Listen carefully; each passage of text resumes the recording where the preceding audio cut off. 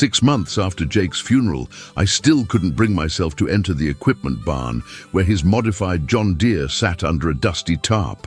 The sight of that green machine, with its oversized tires and custom-built engine modifications, was too painful a reminder of the dreams and plans that had died with my husband. Jake had spent every spare moment working on that tractor, preparing it for the county fair's annual tractor pull competition. For 3 consecutive years, he'd taken first place in the modified class, and he'd been planning improvements for what would have been his 4th championship run. "That tractor's got more horsepower than sense," he used to joke, wiping grease from his hands after another evening spent fine-tuning the engine, "but she'll pull anything you hook behind her." The accident had happened on a Tuesday morning in March. A hydraulic line had failed on our regular farm tractor, and Jake had been crushed when the implement he was working under shifted unexpectedly. By the time I found him, it was too late. The month since then had been a blur of funeral arrangements, insurance paperwork, and well-meaning neighbors offering to help with farm work I no longer had the heart to do. The 200 acres that Jake and I had worked together felt impossibly large for one person to manage. Friends and family kept telling me that time would heal the pain, that eventually I'd be able to remember Jake without the crushing grief that made it hard to breathe. But sitting in our empty farmhouse, surrounded by his tools and projects and dreams, I couldn't imagine a future that didn't include his laughter, his gentle teasing, and his unwavering optimism about next year's crops. The county fair was coming up in 2 weeks, and for the first time in 15 years, Jake wouldn't be there to compete in the tractor pull that had been his favorite event. Chapter 2. The Decision. The letter from the county fair board arrived on a Thursday, addressed to both Jake and me as it had been for years. It was the official entry form for this year's tractor pull competition, with a handwritten note from the fair president expressing condolences and understanding that we wouldn't be participating this year.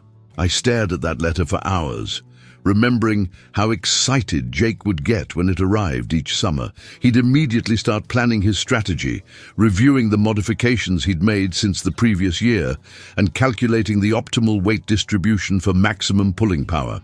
"The key isn't just horsepower," he'd explained to me countless times. "It's about getting that power to the ground efficiently. You can have all the engine in the world, but if you can't transfer it through the drivetrain and tires, you're just making noise." I'd never paid much attention to the technical details, but I'd loved watching Jake's passion for the sport. The tractor pull wasn't just a competition for him. It was a celebration of mechanical ingenuity, agricultural heritage, and the kind of problem-solving that farmers had been doing for generations. That evening, I walked out to the barn for the first time since the funeral.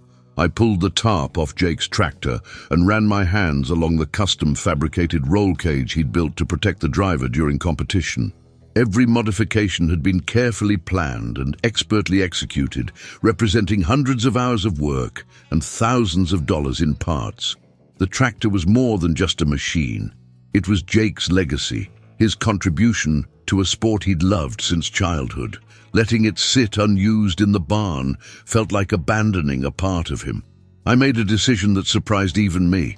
I was going to enter Jake's tractor in this year's competition, not because I thought I could win, but because I needed to feel close to him again, to honor his memory in the place where he'd been happiest.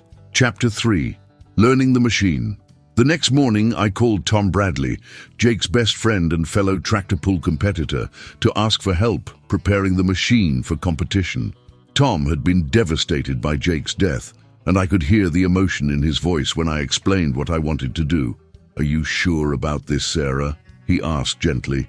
"That tractor's got a lot of power, and tractor pulling can be dangerous even for experienced drivers." I understood his concern. I'd been around farm equipment my entire life, but Jake's pulling tractor was in a completely different category from the standard farm tractors I was used to operating. The engine had been modified to produce over 800 horsepower, and the clutch and transmission had been rebuilt to handle the extreme forces generated during competition. "I need to do this, Tom," I told him. I can't explain why, but I know Jake would want his tractor to compete one more time. Tom agreed to help, and we spent the next week going over every system on the machine.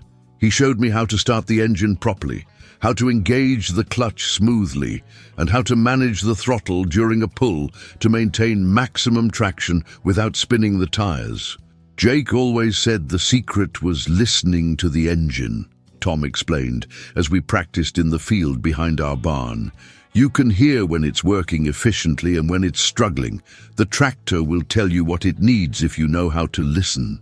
I was a quick learner, but I was also acutely aware that I was attempting something that Jake had spent years perfecting. The tractor responded differently than any machine I'd ever operated, with power delivery that was both smooth and explosive, depending on how you manage the controls. More importantly, sitting in Jake's seat and operating his machine made me feel connected to him in a way I hadn't experienced since his death.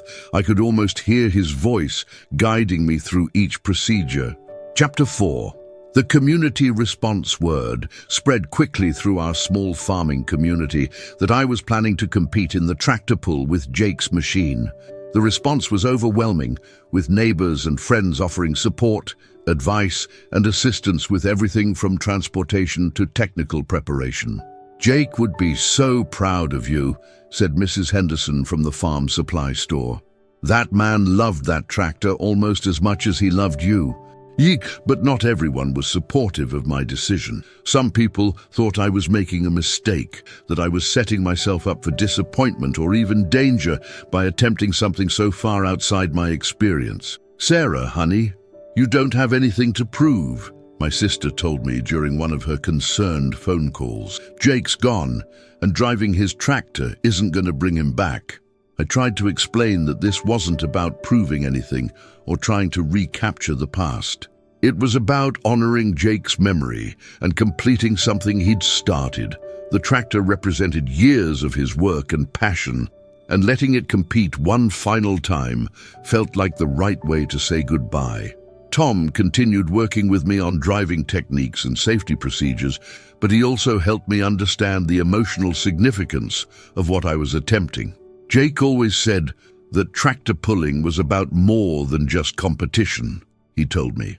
It was about community, tradition, and the satisfaction of building something with your own hands. The local newspaper got wind of the story and wanted to do an interview, but I declined.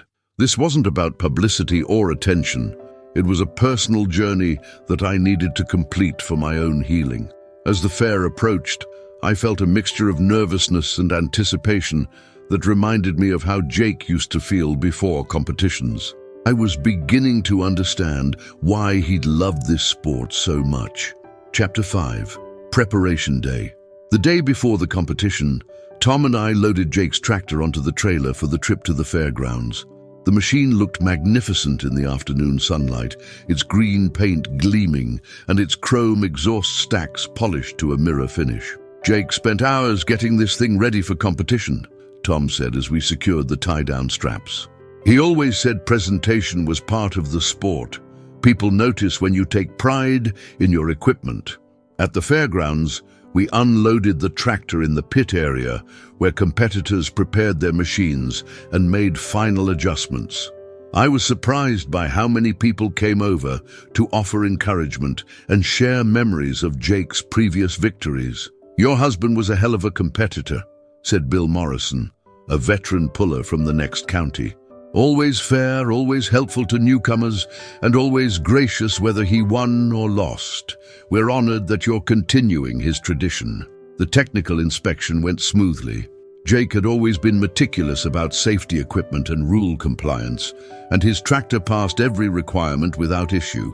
The officials were respectful and encouraging, clearly understanding the emotional significance of my participation. As evening approached, I sat in the driver's seat and went through the starting procedure one more time. The engine fired immediately, settling into the deep, rhythmic idle that Jake had tuned to perfection. The sound brought tears to my eyes. It was exactly as I remembered from countless evenings when he'd warmed up the engine in our barn. "He's with you," Tom said quietly, standing beside the tractor. I can feel it too. Other competitors stopped their preparations to listen to Jake's engine, nodding appreciatively at the smooth, powerful sound. In the world of tractor pulling, a well-tuned engine was respected regardless of who was driving. I spent that night in a motel room near the fairgrounds, but sleep was elusive. Tomorrow, I would honor Jake's memory in the most meaningful way I could imagine. Chapter 6. Competition Day. The morning of the tractor pull dawned clear and warm, perfect conditions for competition. I arrived at the fairgrounds early, wanting to spend time with Jake's tractor before the crowds arrived and the pressure of competition began. Tom met me in the pit area with coffee and encouragement. "Remember what we practiced," he said. "Smooth on the clutch, listen to the engine, and don't overthink it. Jake always said the tractor knows what to do. You just have to let it work." As the morning progressed, the fairgrounds filled with spectators. The tractor pull was always one of the most popular events, drawing crowds from throughout the region who came to see the powerful machines and skilled drivers compete. I watched the earlier classes compete, studying the techniques of experienced drivers and trying to calm my nerves. The modified class, which Jake's tractor would compete in, was scheduled for late afternoon, the premier event that would close the competition. "You don't have to do this," Tom reminded me as we made final preparations. "No one would think less of you if you changed your mind." But I was committed now, not just to competing, but to giving Jake's tractor the send-off it deserved. I'd come too far and invested too much emotion to back down. As my turn approached, I put on Jake's helmet and adjusted the safety harness. The helmet still smelled like his aftershave, and wearing it made me feel like he was somehow protecting me. "This is for you, Jake," I whispered as I climbed into the driver's seat. The engine started immediately, and I drove slowly toward the starting line. The crowd had grown quiet, understanding that this was more than just another competition run. Word had spread about why I was there, and people were watching with respectful attention. At the starting line, I hooked up to the weighted sled that I would try to pull as far as possible down the track. Chapter 7. The Moment of Truth. Sitting at the starting line, I could feel the power of Jake's engine idling beneath me. The tractor vibrated with barely contained energy, 800 horsepower, waiting to be unleashed through the drivetrain and into the massive rear tires. The track official approached to explain the rules and safety procedures, but I was barely listening. My focus was entirely on the machine and the memory of my husband, who had built it with such care and precision.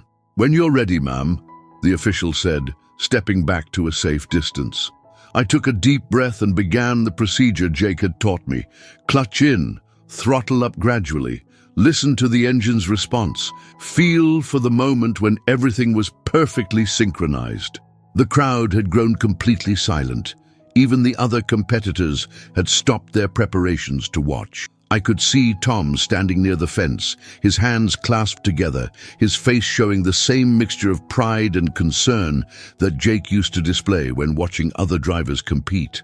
I engaged the clutch smoothly, feeling the tractor's weight transfer to the rear wheels as the power began flowing through the drivetrain. The engine's note changed from an idle to a working rhythm, and the sled began to move. For the first 100 feet, everything went perfectly.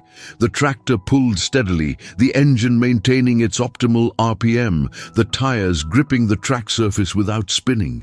I could feel Jake's presence in every vibration, every sound, every response of the machine he'd spent years perfecting. Then something magical happened. As the sled's weight increased and the pull became more difficult, the engine seemed to find another level of power. The exhaust note deepened, the tractor surged forward, and I heard something I hadn't expected, the crowd beginning to cheer. But it wasn't just cheering. As I continued down the track, farther than I dared hope, I could hear people calling Jake's name, honoring his memory through my performance. Chapter 8. The Unexpected Performance. As the sled's weight continued to increase, making the pull progressively more difficult, Jake's tractor responded with the kind of performance that had made it legendary in regional competition. The engine maintained its power output, the transmission delivered torque efficiently, and the tires continued to find traction on the packed dirt track. I was pulling farther than I dreamed possible, farther than some of the experienced competitors who had gone before me. But more importantly, I was experiencing the pure joy that Jake had found in this sport, the satisfaction of man and machine working in perfect harmony to achieve something extraordinary. "Come on, Jake," I whispered, feeling his presence so strongly that it seemed like he was sitting beside me. "Show them what you built." The tractor responded as if it had heard me, finding another surge of power that carried us past the 250-foot mark. The crowd was on its feet now, cheering not just for my performance, but for the memory of the man who had created this magnificent machine. At 275 feet, the sled's weight finally overcame the tractor's ability to maintain forward progress. The rear wheels began to spin, the engine RPM climbed without corresponding movement, and I knew the run was over. I shut down the throttle and disengaged the clutch, bringing the tractor to a stop. The official distance was 278 feet, not a winning pull, but a respectable performance that would have made Jake proud. But as I sat in the driver's seat, catching my breath and processing what had just happened, I realized that winning had never been the point. I had connected with Jake's memory in the most meaningful way possible, and I had honored his legacy by showing the crowd what his years of work and dedication had created. The cheering continued as I drove back toward the pit area, and I could see people wiping tears from their eyes. This had been more than just a tractor pull. It had been a celebration of love, loss, and the enduring power of memory. Chapter 9. The Crowd's Response. As I shut down the engine and climbed out of the driver's seat, I was overwhelmed by the response from the crowd. People were streaming down from the grandstands, not just to congratulate me on the performance, but to share their own memories of Jake and express their admiration for what I had accomplished. "That was beautiful," said an elderly man with tears in his eyes. "I've been coming to this competition for 30 years, and I've never seen anything more moving than what you just did." A young boy, probably 8 or 9 years old, approached with his father. "My dad says your husband was the best tractor puller in the county," he said shyly. "Will you teach me to drive like that someday?" His innocent question brought fresh tears to my eyes. Jake had always loved talking to young people about farming and mechanical skills, and he would have been delighted to know that his legacy was inspiring the next generation. Tom reached me first, wrapping me in a bear hug that conveyed everything he couldn't put into words. "Jake was here," he said simply.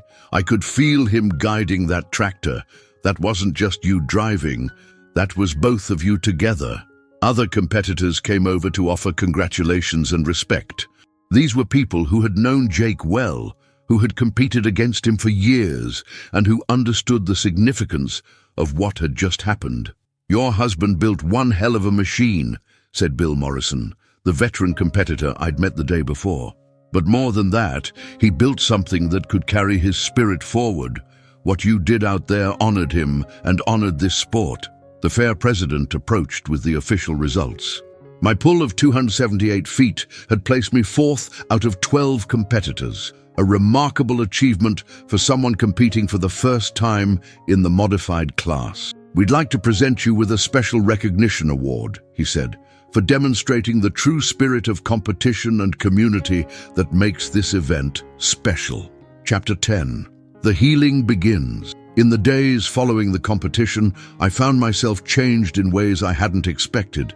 The grief was still there, but it was accompanied by something new, a sense of connection to Jake that wasn't defined by loss and absence. Driving his tractor had reminded me of all the qualities I'd loved about my husband: his passion for excellence, his respect for tradition, his joy in sharing knowledge with others, and his ability to find beauty in the marriage of human skill and mechanical precision. The local newspaper ran a story about my participation in the tractor pull, and I was surprised by the response from the community. People I barely knew stopped me in town to share their own stories of loss and healing. and to express their admiration for what I had accomplished. "You showed us all something important," said the pastor at our church. "You showed us that love doesn't end with death, and that the best way to honor someone's memory is to carry forward the things they cared about." I began spending more time in the barn with Jake's tractor, not just maintaining it, but learning to appreciate the craftsmanship and engineering that had gone into its construction. Every modification told a story. Every component reflected a decision Jake had made to improve performance or reliability. Tom continued to visit regularly, and we talked about Jake's plans for future modifications and improvements. "He was always thinking about next year," Tom said. "Always planning how to make the tractor better, how to squeeze out a little more performance." I realized that I wanted to continue that tradition. Not because I planned to compete again, but because working on the tractor kept Jake's memory alive in a tangible, meaningful way. The healing process was gradual, but I was beginning to understand that grief and love could coexist, and that honoring Jake's memory didn't require me to remain frozen in sadness. Chapter 11. A New Purpose. 3 months after the tractor pull, I made a decision that surprised everyone, including myself. I was going to continue competing with Jake's tractor, not just as a one-time tribute, but as an ongoing way to honor his memory and carry forward his passion for the sport. "Are you sure about this?" my sister asked during one of our phone conversations. "I thought the competition was supposed to give you closure, but it had given me something better than closure. It had given me purpose. Working with the tractor, learning about its systems, and preparing for competition provided structure and meaning to days that had felt empty since Jake's death." Tom was enthusiastic about my decision and agreed to serve as my crew chief and mentor. "Jake would love knowing that his tractor is still competing," he said, "and he'd be amazed at how quickly you're learning the technical side of the sport." I began studying everything I could about tractor pulling, engine tuning, weight distribution, tire selection, and driving techniques. The learning curve was steep, but I was motivated by the desire to honor Jake's legacy through improved performance. The tractor became my classroom and my therapy. Every hour I spent working on it was an hour spent feeling connected to Jake, learning skills he had mastered, and understanding the passion that had driven him to excel in this demanding sport. I also began reaching out to other women in motorsports, discovering a supportive community of female competitors who understood the challenges of entering a traditionally male-dominated field. Their encouragement and advice helped me build confidence in my abilities. "You're not just competing for yourself," one veteran female driver told me. "You're showing other women that they belong in this sport too. That's a powerful legacy to build on top of your husband's." As the next competition season approached, I felt ready to honor Jake's memory, not just through sentiment, but through skilled, competitive performance. Chapter 12. The Second Season. My second year of competition was different from the emotional tribute of my first pull. I was now a serious competitor, focused on improving my driving skills and the tractor's performance, while still honoring Jake's memory through every aspect of my participation. I had spent the winter months learning to tune the engine, adjusting the suspension settings, and experimenting with different tire compounds. Tom guided me through each modification, but I was doing more of the work myself, developing the mechanical skills that Jake had possessed. "You're becoming a real gearhead," Tom observed, as we installed a new turbocharger that I had researched and selected. "Jake would get a kick out of seeing you covered in grease and arguing about compression ratios." The first competition of the season was at a regional event 2 counties away. I was nervous but confident, knowing that I had prepared thoroughly and that Jake's tractor was performing better than ever. My pull of 285 feet was a personal best and good enough for second place in a competitive field. More importantly, I had driven with skill and confidence, making strategic decisions about throttle control and weight transfer that demonstrated real understanding of the sport. "That was a hell of a pull," said the winner, a veteran competitor from Iowa. "Your husband built a great tractor, but you're the one making it perform. That was all skill and preparation." The compliment meant more to me than any trophy could have. I was no longer just Jake's widow driving his tractor. I was a competitor in my own right, earning respect through performance rather than sympathy. As the season progressed, I continued to improve, both as a driver and as a mechanic. The tractor was responding to my modifications and tuning, becoming faster and more reliable with each competition. But the most important change was in how I thought about Jake's memory. Instead of being defined by loss, it was now defined by continuation and growth. Chapter 13. Full Circle. 2 years after my first emotional tribute pull, I returned to the county fair where it all began. This time, I wasn't just honoring Jake's memory, I was defending my position as one of the top competitors in the modified class. The tractor had evolved significantly under my care, with improvements to the engine, drivetrain and chassis that reflected my growing understanding of the sport. But it still carried Jake's spirit in every component, every modification, and every perfectly tuned system. "You've become everything Jake hoped you could be," Tom said as we made final preparations. "He always said you were stronger than you knew, and he'd be amazed at what you've accomplished." My pull that day was the best of my career. 295 feet, good enough for first place and a new track record. But more importantly, it represented the completion of a journey that had begun in grief and evolved into passion, purpose, and personal growth. As I sat in the driver's seat after the winning run, I could feel Jake's presence, not as a painful reminder of loss, but as a source of strength and inspiration. The tractor had become our shared legacy, a bridge between past and future that honored his memory while creating new achievements. The crowd's response was overwhelming, but different from that first emotional pull. This time, they were cheering for competitive excellence, for the skill and dedication I had developed, and for the inspiring story of transformation that my journey represented. "You've shown us all something important," the fair president said as he presented the championship trophy. "You've shown us that love can be transformed into achievement, that grief can become purpose, and that the best way to honor someone's memory is to build something beautiful on the foundation they provided."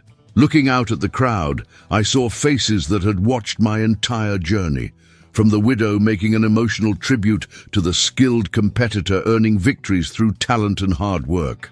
Jake's tractor had carried me through both phases, serving as teacher, therapist, and partner in a transformation I never could have imagined.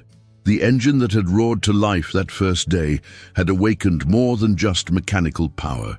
It had awakened my own potential, my own strength, and my own ability to create something meaningful from the deepest loss. Jake's legacy lived on, not just in the tractor he had built, but in the woman I had become, through learning to honor his memory with excellence, dedication, and love. Thank you for listening to this deeply moving story of love, loss, and the transformative power of honoring those we've lost through pursuing the passions they held dear. This tale reminds us that grief can become a source of strength, and that the best memorials are often the ones we build through our own growth and achievement. The story of Sarah and Jake's tractor shows us that love doesn't end with death. It evolves, it inspires, and it can drive us to become more than we ever thought possible. Sometimes the most powerful way to say goodbye is to say hello to a new version of ourselves. I'd love to hear from you in the comments below. Please let me know what part of the world you're listening from, and share any experiences you've had with finding healing and purpose through honoring the memory of someone you've lost. If this story touched your heart and inspired you to think about how love can transcend loss, please consider subscribing to the channel and sharing it with others. These stories matter because they remind us that our greatest tributes to those we've lost are often found in our willingness to grow, to learn, and to carry forward the best of what they gave us. Until next time, remember that the most beautiful memorials are often the ones we build not with stone and bronze, but with courage, dedication, and the determination to honor love through living fully.